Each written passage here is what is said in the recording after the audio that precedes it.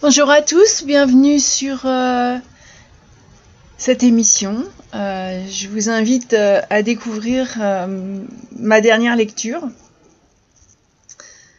un peu particulière aujourd'hui. Je crois qu'elle touche ma sensibilité environnementale et, euh, et ce qui fait que ça a été vraiment un moment de lecture très particulier pour moi. C'est un roman c'est un tome 1 déjà, qui s'intitule L'autre, et le tome 1 c'est Mère. Il est écrit par Emma Hervé. C'est un thriller dystopique qui, très sincèrement, il peut pas vous laisser indifférent. L'auteur a une telle façon de présenter. On va être en plein thriller, mais autour de nous, lecteurs, dans l'environnement, on se retrouve dans la France de 2118. C'est pas si loin quand on y pense, mais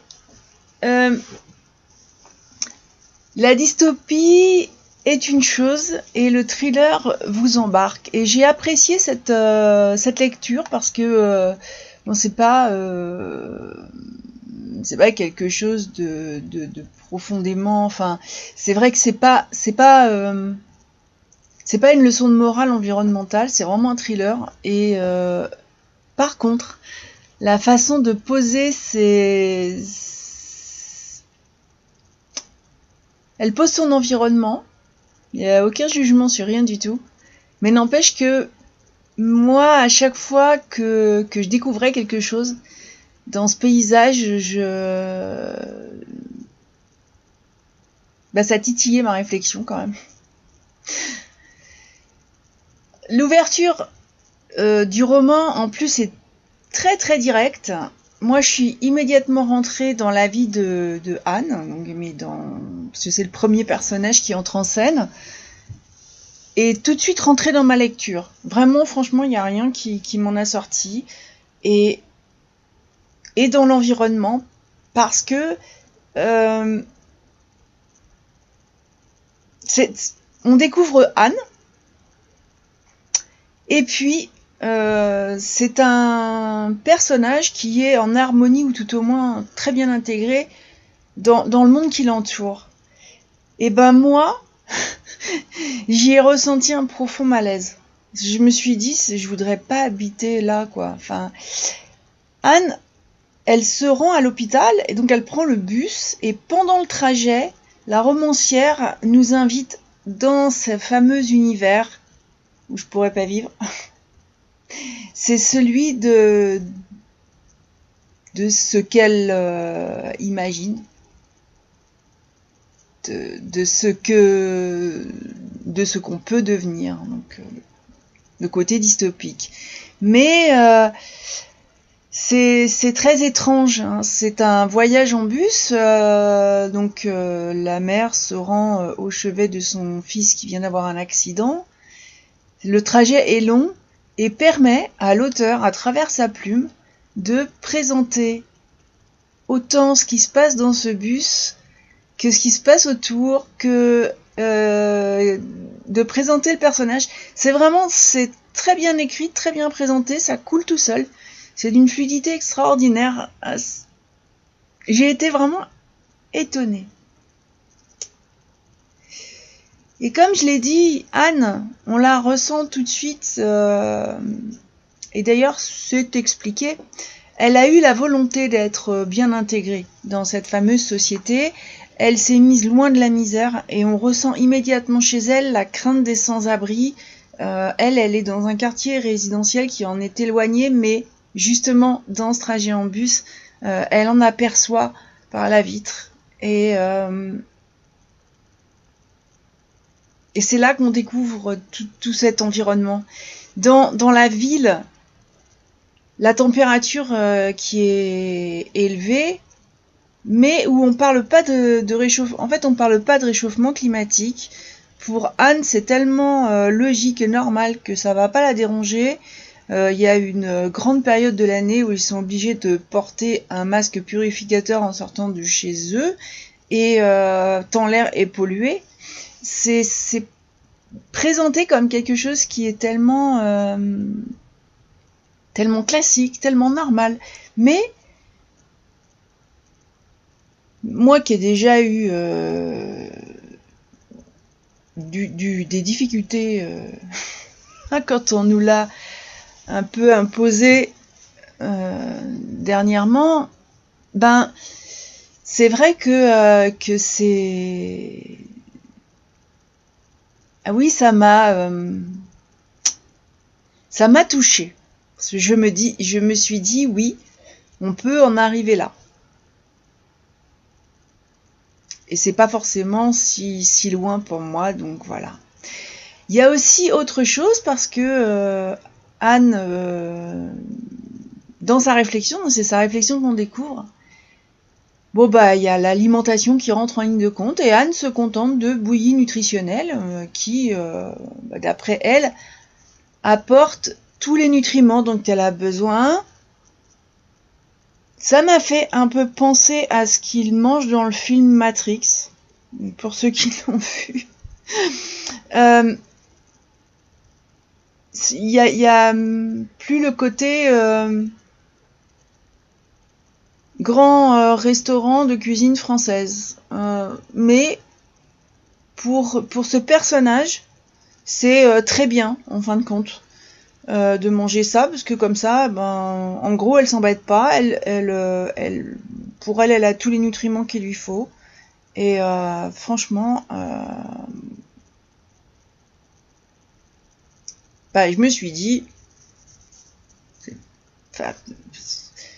si un jour fallait en arriver là, waouh.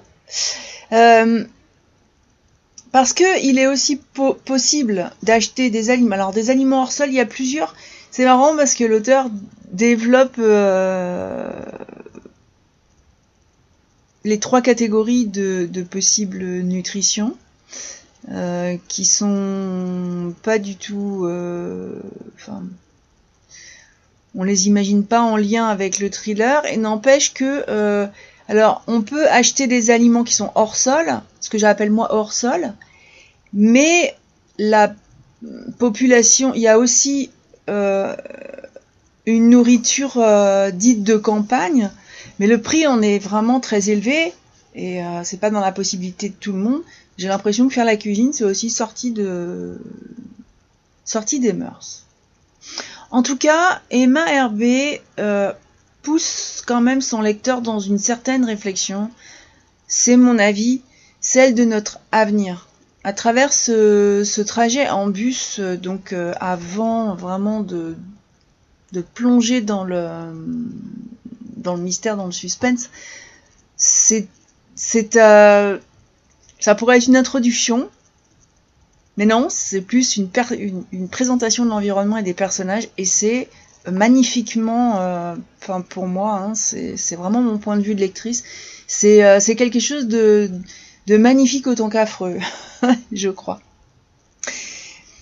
Par contre, le thriller, après, c'est vrai qu'on va entrer dans un thriller très addictif. C'est loin de... C'est pas un roman qui est là pour vous plomber le moral. On dépasse la simple dystopie climatique. J'ai parlé de ce trajet en bus parce que c'est vrai que ça m'a marqué. Il pose le décor. Mais faut pas oublier qu'elle a pris ce bus pour se rendre au chevet de son fils qui a eu un accident de la route, et un accident qui rentre tout de suite dans le domaine du mystère et de l'étrange, et qui va vous faire oublier la bouillie nutritionnelle, à mon avis, parce que dès le départ, par rapport à ce qui est présenté de la vie des personnages de cette époque, on se demande si cet accident en est réellement un. Dans ce monde où la médecine peut vous rajeunir, peut vous réparer en quelques jours, Maxime a été pour moi une énigme parce que son rétablissement, la longueur de le temps de son rétablissement peut entraîner de nombreuses questions. D'ailleurs, même Anne, sa mère, se pose la question. Mais voilà, c'est vrai que Anne n'est pas du genre complotiste et même si elle voit des choses qui pourraient qui pourraient la questionner, elle suit vraiment ce qu'on lui dit et d'ailleurs après on va connaître l'opposition entre cette personne qui est vraiment dans la société et ce qui est par exemple les sans-abri qui vivent à l'extérieur.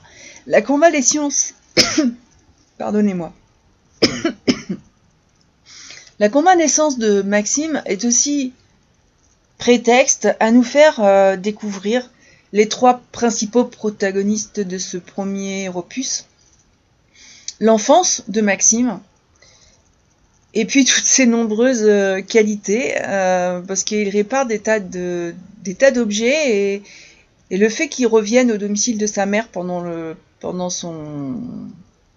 sa convalescence fait revenir tous ceux qui venaient le voir pour son travail de réparation, de toutes sortes d'objets, mais ça recrée un lien, ça recrée des relations humaines, parce qu'il a une personnalité qui invite. Maxime est un personnage qui est vraiment particulier. C'est un créateur de liens quasiment. Et Anne, pendant ce temps, renoue avec une belle période parce qu'elle redécouvre son fils. Oui, parce qu'étrangement, la mère n'a finalement aucune idée des activités de son fils Maxime depuis qu'il a quitté le nid maternel. Et ça, c'est quelque chose elle reste en lien. Hein. D'ailleurs, c'est elle qu'on a appelée après l'accident. Mais c'est le moment qui accroche dans l'histoire parce que c'est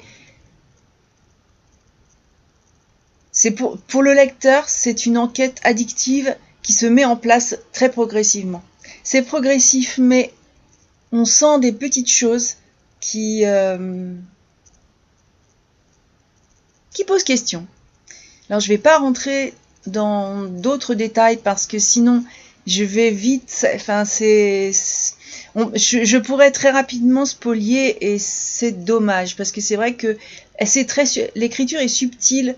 La mise en place est subtile et la façon dont l'auteur pose les choses petit à petit est vraiment un bel exercice d'écriture qui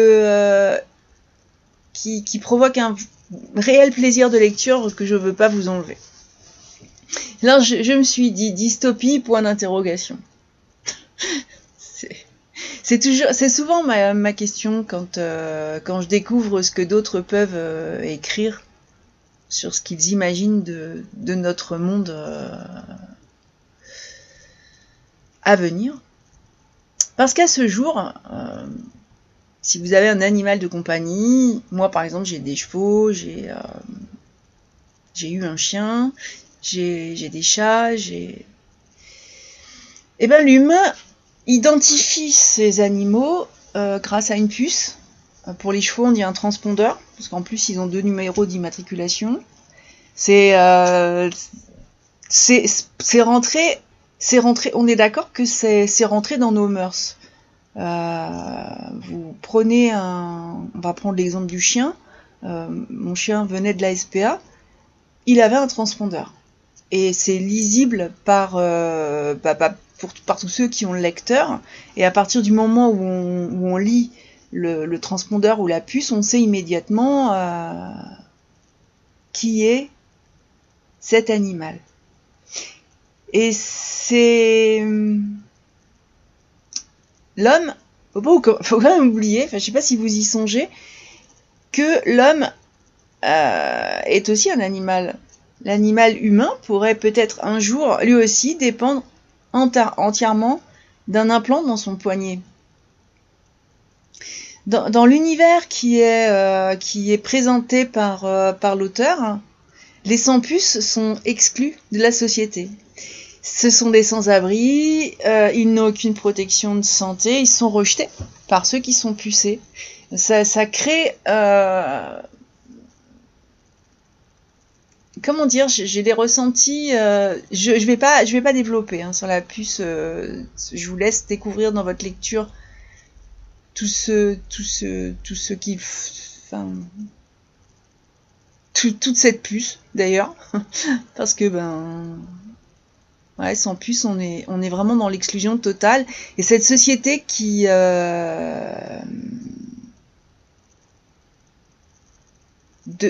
quand on a la vue de Anne, et après quand on voit les sans-abri, il y a un énorme fossé au niveau social. Bon, il existe, vous allez me dire, il a existé de tout temps. Mais là, c'est sur ce côté puce que c'est mis, et c'est très particulier parce que c'est vrai que moi, je me suis toujours demandé si un jour on va nous pucer aussi. Et ça, ça fait partie des questions, et parce que finalement, on commence par un petit truc, ça rentre dans les mœurs, et puis on a tendance à plus trop réfléchir. Enfin, si, moi je réfléchis un peu trop, mais c'est vrai que quand j'en parle autour de moi, si je soulève pas la question, je dis ah oui, effectivement. Et Emma Herbe a réussi à mettre tous les ingrédients qui donnent à ce roman un réalisme vraiment époustouflant. Elle introduit un suspense qui m'a hypnotisée, j'ai été happée.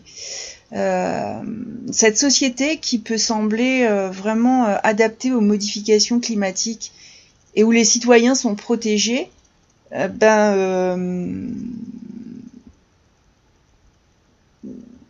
c'est quelque chose. Il y a toujours une façade et le dessous de la façade. C'est vrai qu'il faut jamais se fier aux apparences. Il y a aussi, ça je vais pas développer, les gardiens. Ils sont appelés les gardiens,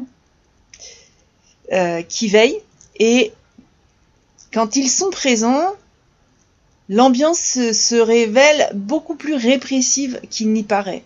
Donc il y a la question qui se pose de la liberté ou de pas la liberté, de ce qui va se passer, et le point final de ma lecture m'a clairement laissé sur ma faim. Bah oui, c'est un tome 1, alors en général, quand il y a plusieurs volumes, il est évident que quand vous arrivez en fin de lecture d'un premier opus, il vous reste des questions.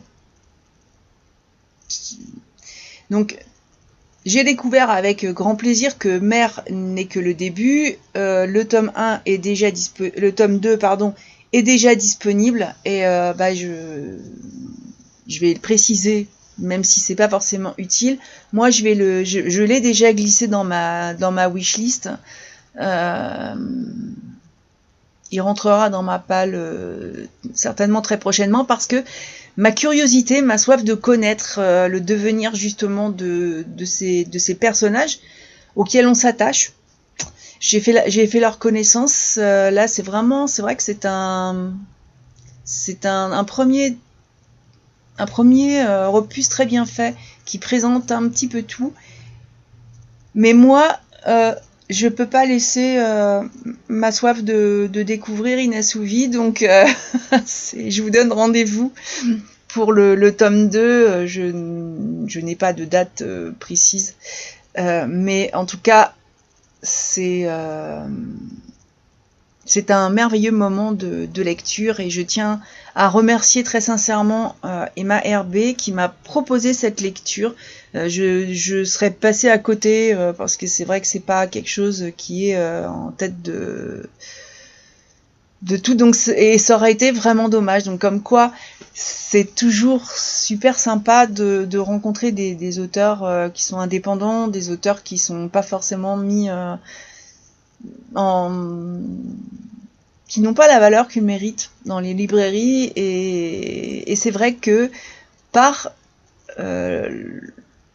les rencontres, par le système des services presse, par tout ça, je découvre vraiment des